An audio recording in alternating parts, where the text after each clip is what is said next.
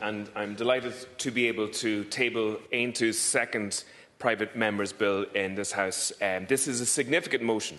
It is one of the biggest reforms of the presidential election and Áras Nuachtaráin in the history of the state, and it tackles three areas of real importance at the moment.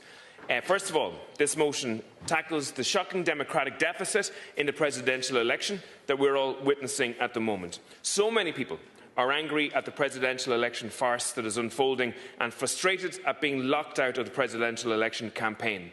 If implemented, this reform would open up the presidential election nomination process to ensure that a larger number of candidates, more representative of the people, would be able to participate in an election campaign.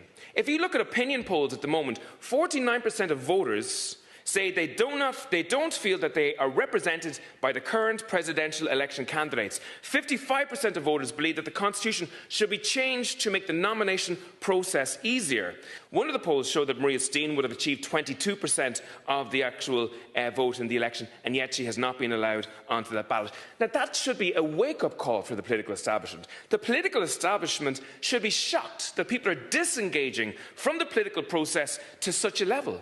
We look for a referendum to be held within 3 years to amend the Constitution to reduce the Oireachtas threshold to 14 members, to reduce the council thresholds from 4 councils to 3, to create another pathway to nomination which would allow for 110 councillors across the country to sign a nomination paper.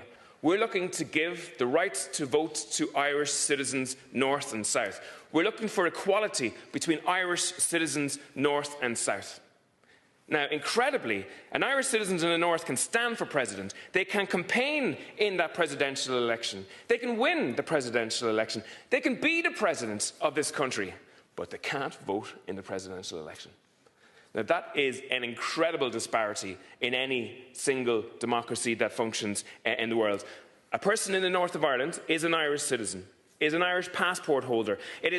He or she is recognised as such by the Good Friday Agreement, but they're still not allowed to vote in a presidential election. In effect, that means we have a two-tier citizenship in relation to this country, and it's undemocratic. Every single political party has said openly that they support the Aontú proposal to give citizens in the north of Ireland the right to vote. The other aspects that this particular motion seeks to achieve, which again is really, really important, is the issue of transparency.